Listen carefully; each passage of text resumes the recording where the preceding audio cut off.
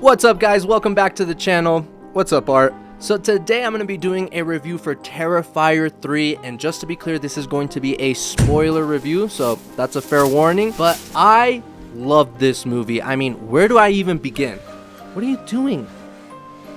Anyways, I guess I'm just going to start with the things that I like, starting with the opening sequence. I love the opening sequence. It's like its own self-contained horror short, very similar to one of my favorite horror movies in the past decade, It, from 2017. It also starts in a very similar way with its own self-contained horror short when Georgie's playing with his boat and you see Pennywise in the sewer. I think that's awesome because it really sets the tone for the film, right? It's very similar in the sense that, like, they also kill a kid right off the bat in that horror sequence. In It, they bites off the arm, pulls him into the sewer. And that was a very big controversial point about the opening sequence of this movie, is killing a kid, but it really worked for me because it's done off screen, which I think is an important factor because I don't want to see kids getting mutilated and f***ed up and all that stuff. I think that's a line we can all agree.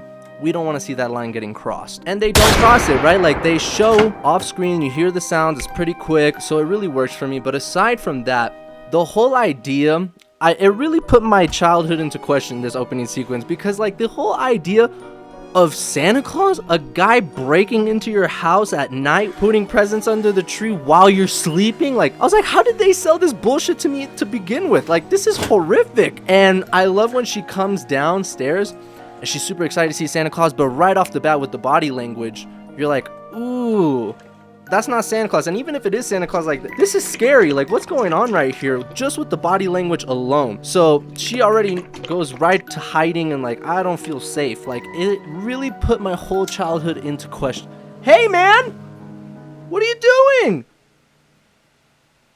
Yeah, you don't set my shit on fire. Hey, quit it. Enough. Yeah, screw you too. So back to what I was saying, I lost my train of thought, but yeah, the opening sequence was fantastic. It was very scary, and then I really love at the end when he, okay, let's give him his props. All right, you did a good job. I mean, this guy. Are you done? I need to get on with this review, you know? Alright, so as I was saying, oh my goodness, the tip of the hat, okay. Alright, get out of here, emo Charlie Chaplin, f***'s sake. So what I was saying, moral of the story is I really enjoyed the opening sequence, and at the very end you see him eating the cookies, dipping it in the chocolate, or in the milk, and then he cleans the plate, which I thought was hilarious, because it's like, I'm gonna make a mess, but don't worry, I'm going to clean up after myself. It's just hilarious. And another thing I want to point out is I don't think he kills that girl that we see at the end, like, that's under the sink. Because, like, he opens it, she's there. He doesn't grab her. They cut to the axe. And I thought they were going to, like, show the axe moving away and then the title card comes. But you just see the axe and then it cuts to the next scene. So I don't think, you can comment down below if you disagree with me, but I believe he leaves her alive to kind of traumatize her and for her to tell the story. Like, if you've seen Pirates of the Caribbean, Dead Men Tell No Tales, the whole idea is, like, if you kill everyone, well, then there's no one left behind to tell the story. Whereas if you kill everyone and you leave one guy behind, he can tell the story and freak everyone out. So I think that's kind of what they were going for there. That's just my opinion, but great opening scene. Now, before I go any further in this review, I'm not going to be focusing too much on the kills. I know every other video you're going to see about this movie is going to focus on the kills. Not here, bro. For one, I think there's a lot more to appreciate than just the kills in this movie. And for two, I don't think the kills were the greatest in this film. How do you like them apples? I think the kills were more brutal in the first and the second movie, so we'll get to that in a second, but let's start off with what I really like, Art the Clown. I loved his Christmas look. Oh my god, it was stellar, bro. The Santa outfit, the white long hair, the beard, the Christmas tree glasses. Oh, bro, he looks fantastic in this film, and I'm a very visual guy, like I said. Like, I don't go for these movies for the story, the lore, the plot, the characters. Like, I really just want to see art. I want to see Art the Clown, and I love his new look, right? Because, like, with all these other franchises, like, as you get further into the franchises, you're gonna test out new looks. With Jason, he has new mask. With Halloween, with Freddy Krueger, right? Like, you're gonna get different variations of that character. And I think the third film is a great time to start exploring those new looks and stuff like that, and I think they nailed it in this movie. Whereas other franchises, you go, oh, I don't know if I like it more than the original mask. Here, I'm debating still whether which one I like more. I might like the Christmas outfit more than the original one. Like, that's how good it is. And to put things in perspective for you, there is a 10 to 15 second clip in this movie that no other channel is going to talk about and go in depth as me. As everyone's going to talk about the kills. That this is the stuff I'm going to go in depth in. When he's outside the college party out and he gets out of the van and he's all happy and like going like this, walking like that. Dude, that 10 to 15 second clip lives rent free in my head. Rent free in my head. I mean, I can put that in a loop and just rewatch it over and over again. I just love the way he's like, the swagger, the playfulness and confidence, like when he's just walking. Oh my god, I love it. But yeah, they nailed it with that look. But let's go back to the beginning and start there, because I love the headless Art the Clown sequences. Like when you see the cop looking at the dead body, then he looks away and he's not there, and then he's attacking him. I thought that was genius. And then when you see him at the mental psychiatric ward, when Chris Jericho's character gets attacked by Vicky, and then you see the headless Art in the distance and then slowly walking him, that gave me heavy Headless Horseman vibes, which is a story that I love for Halloween. The Headless Horseman is a great story, and I thought that was super creative. I really like that part of it. But then Vicky and Art, they go into this like house and they kind of go into hibernation, right? They just sleep for 5 years, and then they get woken up by these two like demolition workers that are gonna break down the house. So if we're gonna talk about the kills, there's no better place to start than this one, right? A lot of people I saw online love this kill. And I'm just not on the same bandwagon. I'm not on the same boat as they are. Because at this point, like, we've seen this over-the-top kills, him pulling the face off, him, like, being super gory and stuff like that. One thing I did enjoy about this kill was Vicky in the background just playing with herself, for lack of a better term, with the freaking broken piece of glass, like, just going hard in the paint. As she's I mean, I was like, oh my god, this is, whoa. Like, that was pretty unique and something pushing the boundaries that I haven't seen before. But as far as the kill itself, like I said, it's been done. There's nothing unique about it. So at this point, like this is not what I enjoy about Art the Clown or Terrifier movies. That's not why I go for them. And to me, the kills are just so much more brutal in the first and second movie. Like in the second movie, the bedroom scene was insane, not because of the gore and the peeling of the face. That's not what I like. What was intense for me was when he brings the salt and the acid, bro, and he pours it on. I was like, oh, because we've all had those little baby paper cuts on our finger, and then you put some salt on it, you're like, right? It's just a little bit of salt, but you feel that pain. So when he pours that salt, bro, I could not look at the screen. I was like, oh. Another great example in the second movie would be when he has the mom that's already dead and like stuffs mashed potatoes in her face as the kid is looking. Like, that's psychologically and traumatizing for that child. Like, those are the little details that I appreciate that really scare me, not the actual gore or the kill. And next up, we have like the Santa Claus kill, which was a very fun sequence. I thought it was very fun, but it obviously is not going to top the second movie for me. But what I did really like about this sequence is when he pulls out the gun and starts shooting people, because that caught me off guard, and I jumped. I literally jumped in that scene. Not because I don't know he uses gun. I know he uses gun. I've seen all the movies he uses guns in all of them. But I just did not expect it, right? It caught me off guard. It was like a curveball, because I thought he was gonna like, okay, he's gonna take out a saw or an axe and these people up, and all of a sudden you're like, bah! And you're like, oh, and then bah! And then he goes to Santa Claus, and then like he's begging for his life. I was like, oh my god, here we go. Like, that one did work for me. That was a good one. Then he puts liquid nitrogen on Santa Claus and starts like hacking him apart. Like I said, it's a very fun sequence, very fun kill, but it's not scary. It's not something I have to look away from the screen like in the second or first movie that I had to. Now, I will say, there is a counter argument here, because I used to be a Muay Thai fighter, and one of the things that's so painful in Muay Thai, right, there's a lot of leg kicks. We kick the legs, which is the thigh portion of the body,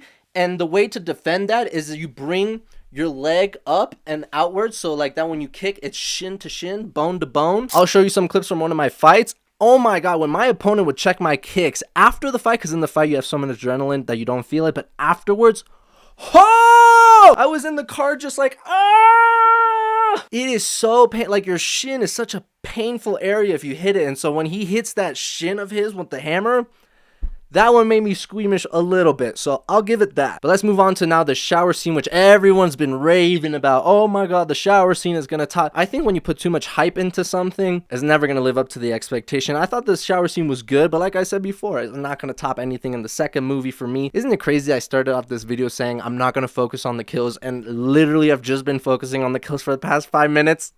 Such a hypocrite. But this is what I love about not the shower scene, but the lead up to the shower scene, the build up is so good because he's in the dorm and he hears the girl talking like, I want to know what it feels like to be in his presence, to look in the eyes of evil, to smell at him in that moment. Like, that was such a great scene because you see Art in the other side. They have no idea he's there and he's just like, she's giving him compliments like he's the best serial killer since Jack the Ripper, and he's just like, oh, come on, please, come on. And then the boyfriend's like, you want to him, and she's like, no, I don't, I would never. And then he's like, oh, really? Like, these are the little quirks that David Howard Thornton brings to the character that I really love. A better way to put it is I love how he plays with his food before killing his victims, right? Like in the first movie, one of my favorite scenes is the pizza shop scene, not the actual kill scene afterwards, but him taunting his victims, looking at them, staring at her, making them feel uncomfortable. Those are the creepy moments for me, and I think that scene portrays that perfectly. Like when then she starts giving him like a lap dance, and then like he's just there in the back looking. Oh my god, those are the little quirks and moments that I appreciate from this film and from David Howard Thornton and the Terrifier movies. Then we obviously go to the actual kill scene, and it's over the top and it's fun. I'm not saying it's bad, but when you put that much hype into something, it usually doesn't live up to expectations. But I will say the chainsaw up the ass and then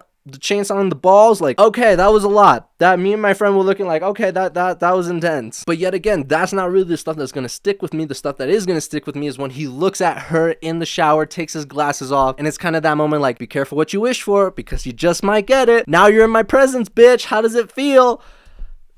That's what I love. I think I might have skipped over the mall scene, so let's go back to that. And I think the genius of Damien Leone is the way, like, we all know killing kids is a controversial topic, but the way he pulls it off in this movie is so well because it's off screen. I mean, you see the explosion happening and then you see the body parts and the organs laying out, but it's more so the aftermath, right? Like, you don't see the kids burning, you don't see any bad stuff with the kids. So he finds a very great way to walk this fine line of not crossing it to make it too much and not making it not good enough. Like, come on, like, kids blowing up, that's intense. Now, funny enough, this scene got ruined to me by none other than the director himself.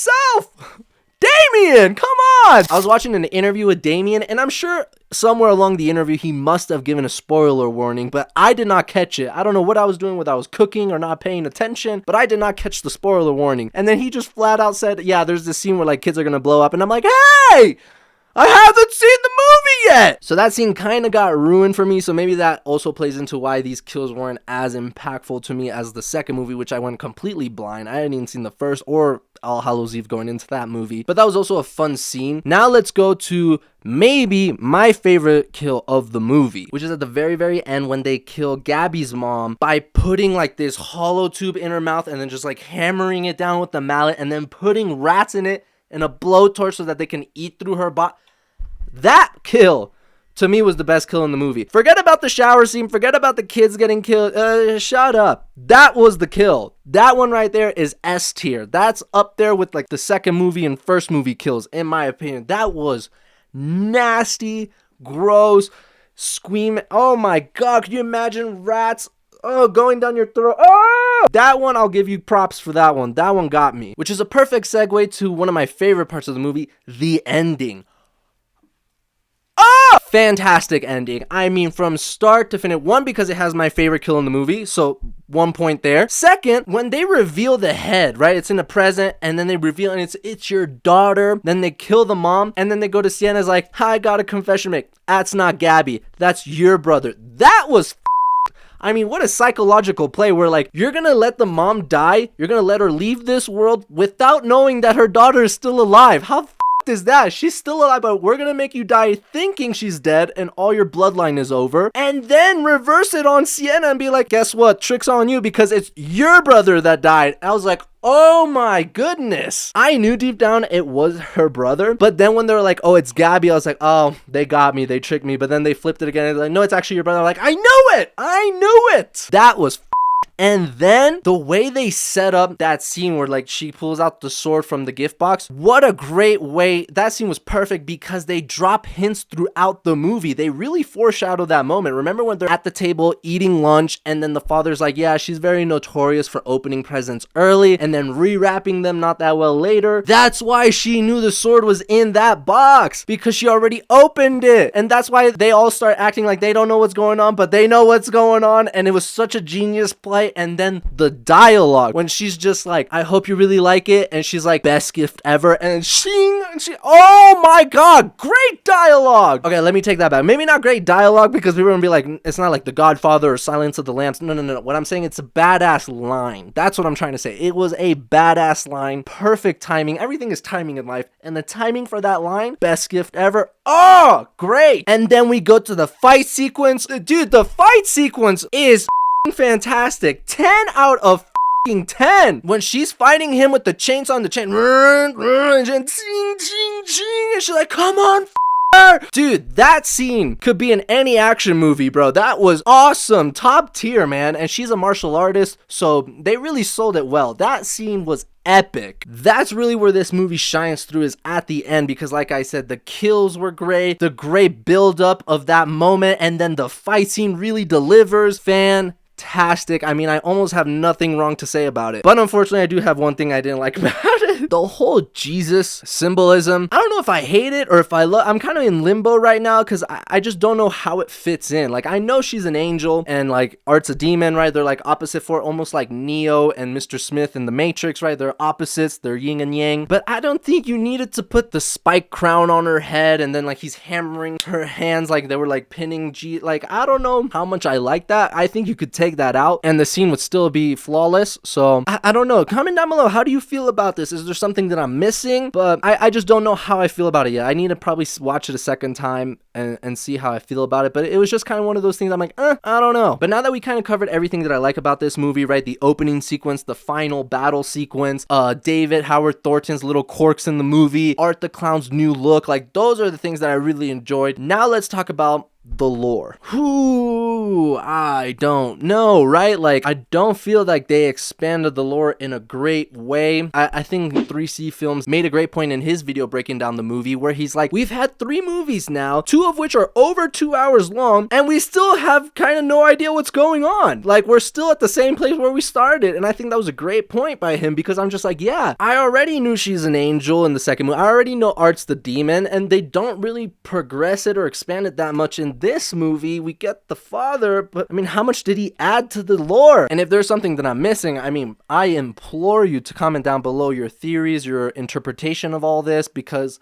I want to know. But one, I think like a lot of it comes in the exposition scene at the church, which again, I did not think it was great because it happened so fast. I'm trying to put the pieces of the puzzle together, and like there's scenes where she's looking at a letter, and I'm sure when it comes out on streaming, I can pause the movie, actually read it, trying to decipher it, see if I can find clues here and there. But I couldn't do that as I'm watching the movie at the theater. So I had to do research afterwards, and that's usually something I don't like to do. Like, if I have to do a lot of research afterwards to understand the movie, like I want to know what's going on as I'm watching the movie. That's how I feel. But after watching videos and everything, what I've gotten from all this is that like Art used to be a human, and there was this entity, like this demonic entity, right? And in order to cross 2 worlds, they need to like find a very evil spirit to bridge the gap. And Art was that evil being that kind of attracted this demonic entity. So now this demonic entity like possesses people, like the little pale girl in the second movie, which by the way, I'm kind of sad they didn't bring her back. I really liked that pale girl in the second movie, and they didn't even mention her in this movie. But essentially it goes from body to body. Went into the pale girl, which was one of Art's victims, as they show in the newspaper in the second movie, and then it goes from that to Vicky, which is another victim of Art, and like that's the entity that kind of controls Art, gives it supernatural powers. Like I said, it's just a lot. It's convoluted.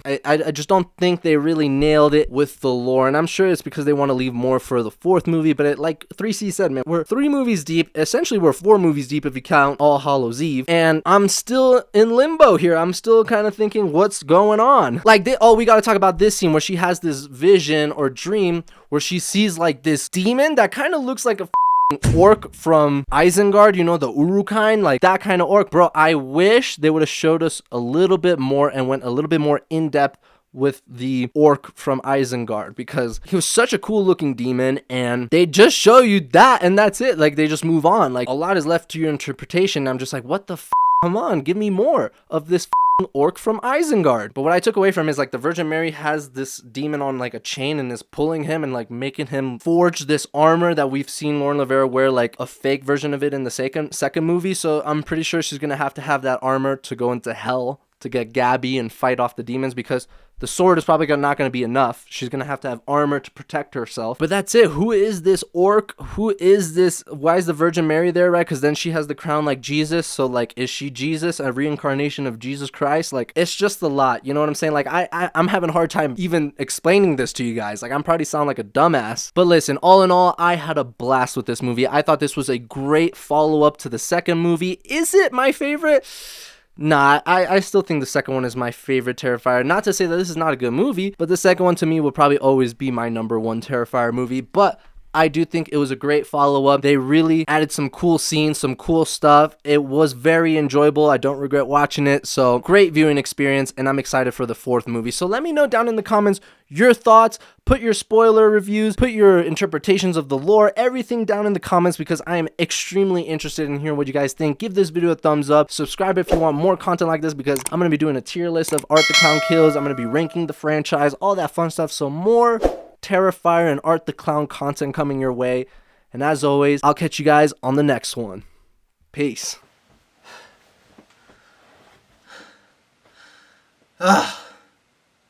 What the fuck?